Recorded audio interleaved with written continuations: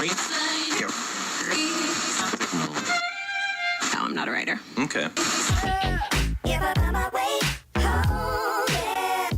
Bonjour, bonsoir, tout dépend de l'heure à laquelle vous allez suivre cette émission. Nous sommes dimanche 26 mai 2019. Messieurs et dames, bienvenue à votre émission Parole aux juristes. L'émission qui vous éclaire sur les questions et les problèmes de droit que vous rencontrez, mais aussi qui vous permet à vous, étudiants, juristes, avocats, noteurs, magistrats, juges, bref, tous les praticiens de droit de prendre parole pour intervenir sur un sujet de droit. Vous êtes de plus en plus nombreux à nous suivre sur Juristude Officielle, votre chaîne de partage de cours de droit. Et comme toujours, votre émission est présentée par Franklin Lombi. L'émission est diffusée en direct sur la chaîne Juristude Officielle tous les dimanches à 15h, heure de Paris, mais aussi en différé sur les sites web www.juristude.com tous les jeudis à 12h. Dans le cadre de ce numéro, nous parlerons de la nullité ou non d'un contrat de vente conclu avec erreur ou dol. Nous allons le découvrir ensemble. Je vous laisse donc écouter le sujet à traiter avant de prendre les interventions de juristes. Parole aux juristes. Parole aux juristes.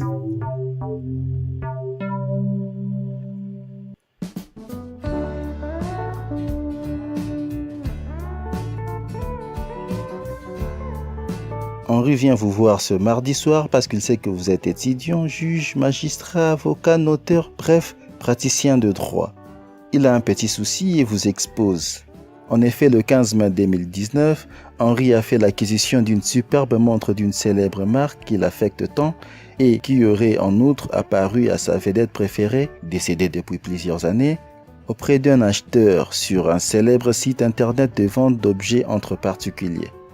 Henri a décidé d'envoyer un mail au vendeur et s'est porté acquéreur du bien. Ils se sont rencontrés, le contrat a été conclu. Henri a payé la somme demandée et le vendeur lui a remis la montre tant convoitée. Cependant, il apercevra 2 jours plus tard par des recherches qu'il a menées qu'il ne s'agit ni du bon modèle, encore moins de celle ayant apparu à sa vedette préférée. Qu'est-ce que je peux faire juridiquement ? Henri vous demande alors. Avant de passer la parole aux juristes, laissez-moi vous rappeler de bien vouloir rester à l'écoute jusqu'à la fin de cette émission, car nous allons vous communiquer le sujet à traiter la semaine prochaine. Mais avant cela, que peut-il faire Henri juridiquement ?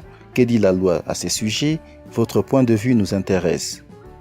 Parole aux juristes. Parole aux juristes.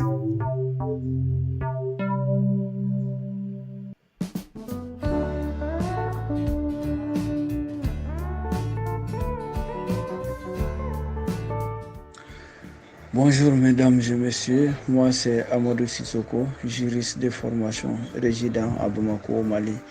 En fait, je viens intervenir par rapport au sujet qui est soumis à notre intervention. Et en effet, s'agissant de la vente sur les réseaux, la législation malienne n'a pas prévu une loi spécifique sur ça.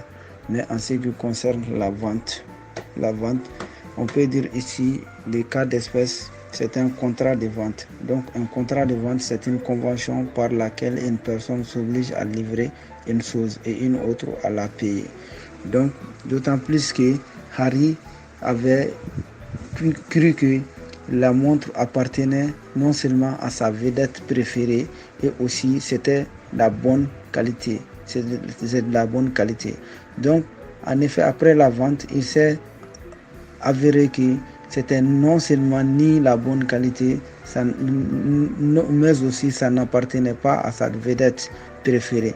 Donc ce qui veut dire que dans la formation du contrat de vente, il y avait un vice caché quelque part. Donc il y a eu dol dans la formation du contrat. Donc le vendeur a utilisé le dol pour pouvoir soustraire l'argent de Harry. Donc ce qui donne lieu à l'annulation du contrat. Donc le dol dans le contrat donne lieu à l'annulation du contrat. Donc en ce moment, on peut dire que Harry a la possibilité d'intenter une action en nullité de vente contre les vendeurs devant le tribunal où résident les vendeurs. Merci bien. Parole au juriste. Parole au juriste.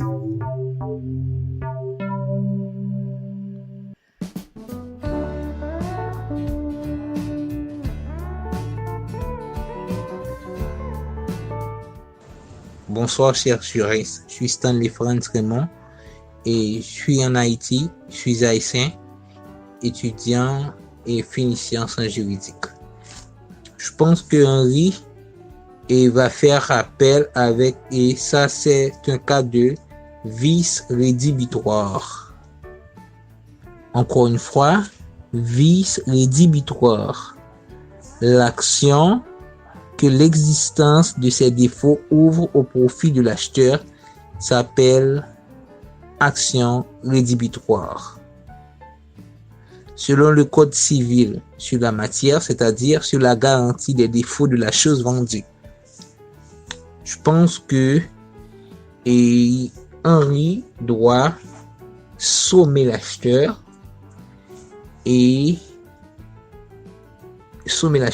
bien dit, avec cette action, poser l'action rédhibitoire. Et selon le Code civil, l'article 1426 du Code civil haïtien.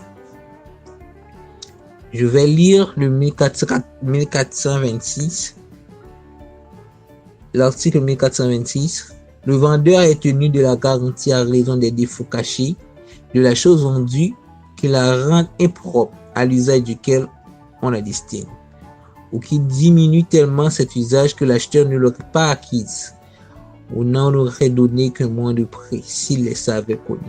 Ça signifie que si l'acheteur a pu apercevoir le défaut de la montre, il aurait donné moins d'argent, car sa valeur diminue. C'est tout ce que je peux dire. Après ça, on va faire suite avec selon si Henri veut sauver le vendeur et tout de suite. Mais l'action rédhibitoire, c'est on va sommer sur l'action rédhibitoire de quelqu'un. D'accord? C'est tout ce que je peux dire. Et Henri peut sommer le vendeur à titre de vice rédhibitoire. Merci. Parole au juriste. Parole au juriste.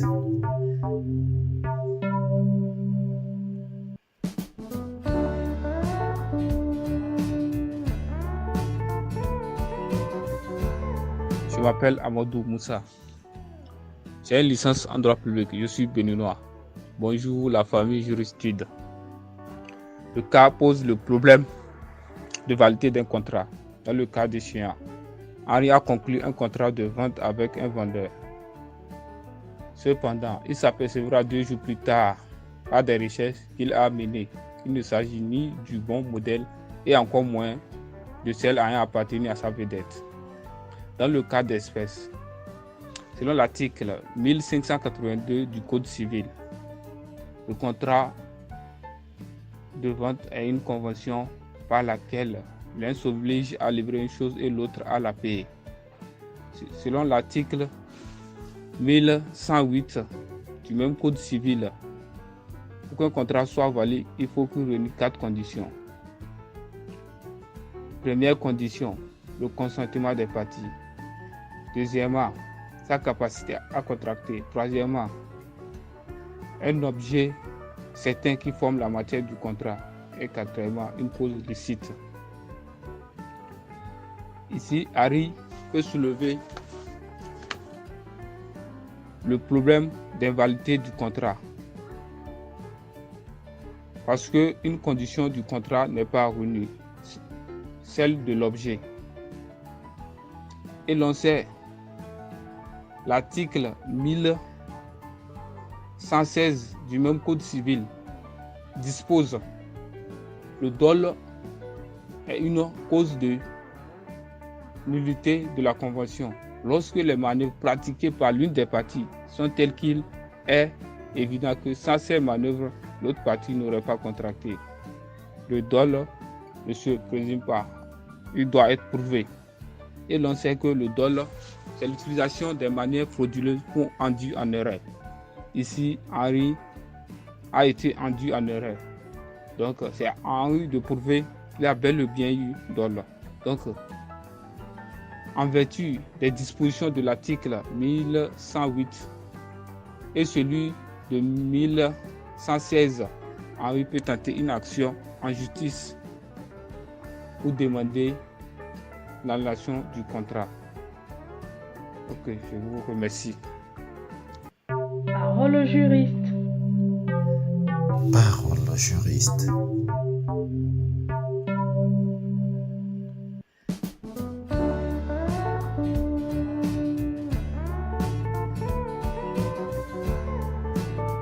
Bonjour, moi je m'appelle Cheikh Mbaye, étudiant à l'Université Cheikh Anta Diop de Dakar, Sénégal. Ici, les faits sont relatifs au consentement en matière contractuelle. De ce fait, au terme de l'article 47 du Code des obligations civiles et commerciales, il existe 4 conditions de validité pour un contrat. Il s'agit du consentement, de la capacité, objet et la cause. Le consentement, en dépit de son existence posée à l'article 58 du Code des obligations civiles et commerciales du Sénégal, il doit être écarté de tout vice. Ces vices sont l'erreur, le dol et la violence. L'erreur est une fausse appréciation de la réalité, c'est le fait de se tromper sur un élément essentiel du contrat ou la personne du contractant. Cette erreur, pour être vice du consentement, il doit avoir un caractère déterminant, mais aussi doit entrer dans le champ contractuel. Le caractère déterminant de l'erreur signifie que sans l'erreur, la personne n'aurait pas contracté. L'erreur doit entrer dans le champ contractuel signifie que le co-contractant doit être en mesure de connaître l'erreur. Si tous ces éléments sont réunis, l'erreur est vice du consentement et susceptible d'annuler le contrat. Donc, le Code des obligations civiles et commerciales du Sénégal prévoit si les 4 conditions ne sont pas respectées, le contrat est nul et de nul effet. Et cette nullité a un effet rétroactif et les parties et le contrat est censé n'avoir jamais existé et les parties devraient restituer les prestations reçues. Or, dans ce cas d'espèce, Henri, après l'acquisition d'une montre, croyait que cette montre est de l'original. En concluant le contrat, il croyait que cette montre est une originale. En réalité, cette montre est dépourvue de toutes ses qualités attendues par Henri. Ce qui fait que Henri peut bel et bien évoquer son erreur sur la qualité essentielle du produit qu'il a reçu. Donc, la nullité a un effet rétroactif et les parties sont censées de se retrouver à leur statique co-ante, ce qui fait que Henri doit retrouver son argent et que la personne retrouve sa montre, ce qui c'est à ça la solution du cas pratique. Parole au juriste. Parole au juriste.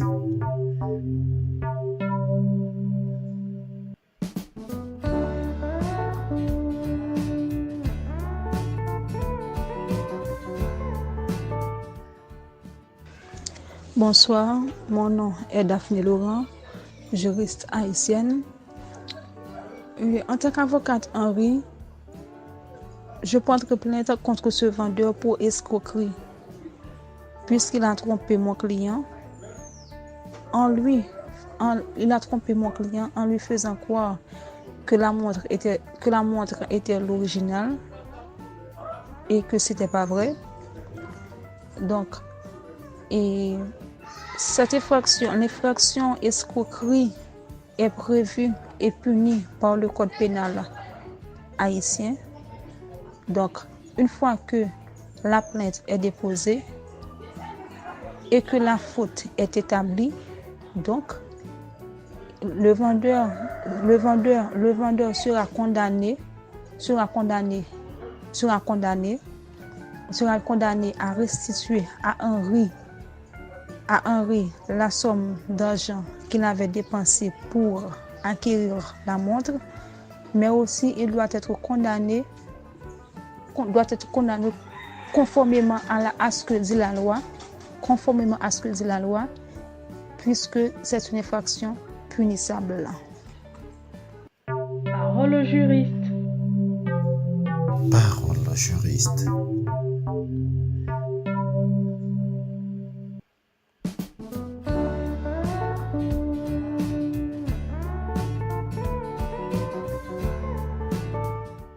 Bonjour chers auditeurs, je réponds à l'identité Zoumana Koulibaly, détenteur de la licence en droit public, promotion 2018 de la faculté de droit public de Bamako.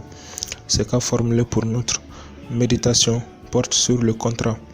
D'abord, si nous constatons les conditions de formation du contrat qui sont le consentement, la capacité, l'objet et la cause, nous constaterons qu'il y a un vice de consentement.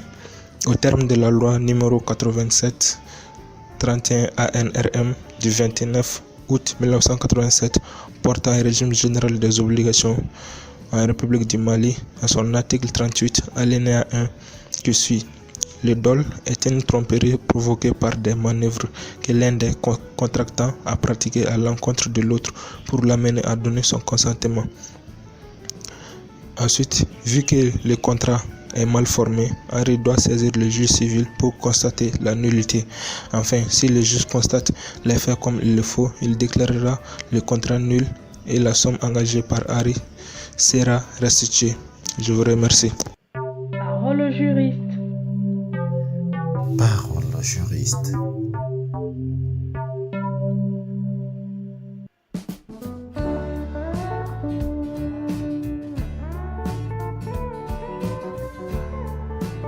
Bonsoir, je me nomme Daboné Apollinaire, je suis burkinabé, élève greffier en chef.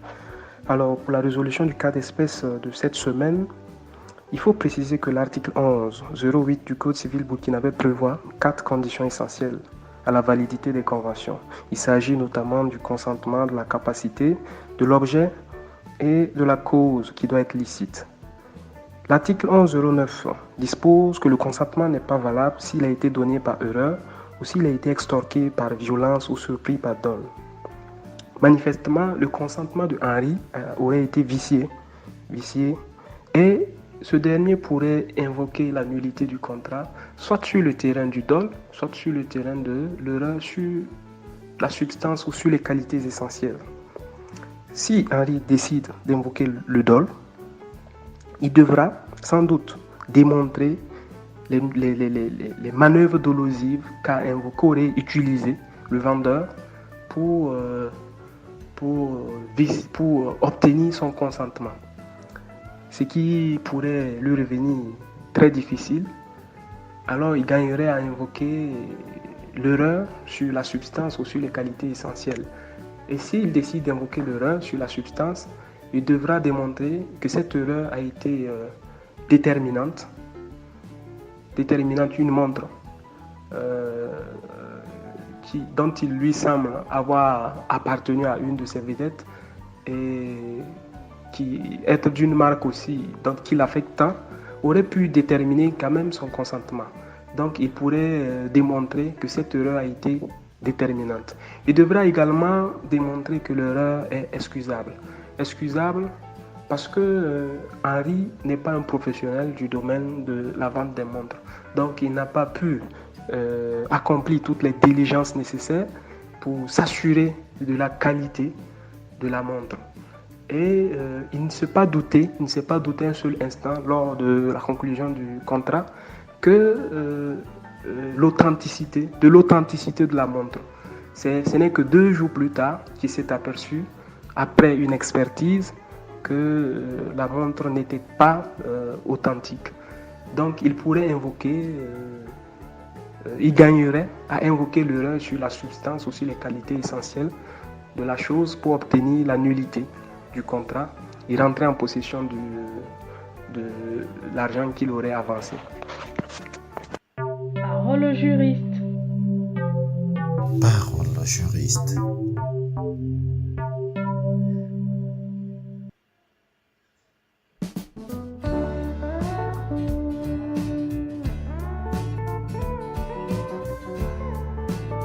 Bonsoir à tous et à toutes. Je suis Louis Oscar Pierre, étudiant en 4e année sciences juridiques. Je suis haïtien. En matière de contrat, il y a des choses qui peuvent entraîner l'unité de contrat.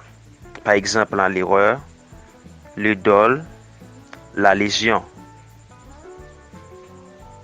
Pour le cas d'Henri, il peut demander la nullité du contrat parce qu'il y a l'erreur et en même temps il y a le dol qui sont aussi deux causes qui peuvent annuler un contrat. D'après l'article 905 du Code civil haïtien, l'erreur n'est une cause de nullité de la convention que lorsqu'elle tombe sur la substance même de la chose qui en est l'objet.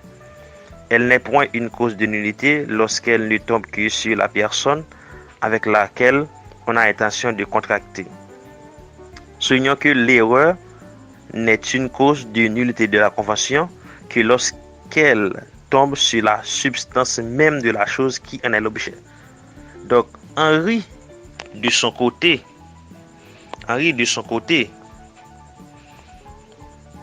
est pris dans l'erreur.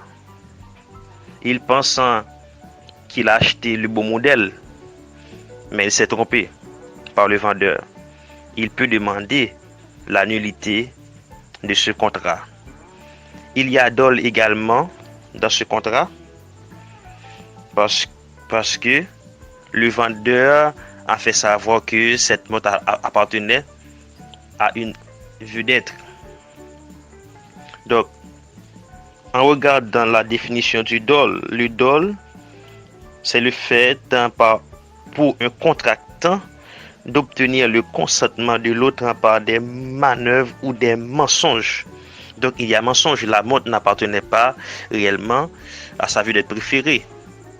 Et d'après l'article 909 du Code civil, nous citons, le dol est une cause de nullité de la convention lorsque les manœuvres pratiquées par l'une des parties sont telles qu'il est évident que sans ces manœuvres, l'autre partie n'aurait pas contracté. Donc si le vendeur avait dit la vérité, s'il avait dit à Henri que cette montre n'appartenait pas à sa vedette préférée, Henri n'aurait pas contracté. Donc, dans ce cas-là, Henri peut demander la nullité de ce contrat. C'est ce qu'il peut faire. D'accord. Parole au juriste. Parole au juriste.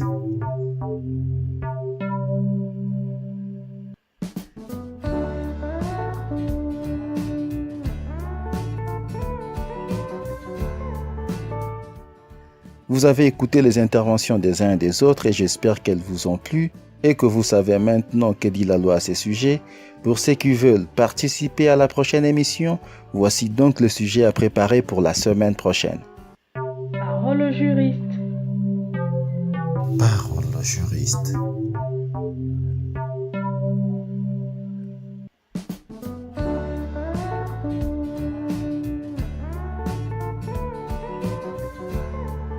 Pour préparer son anniversaire, M. Orly décide d'inviter tous ses amis pour un barbecue géant dans le parc de sa propriété.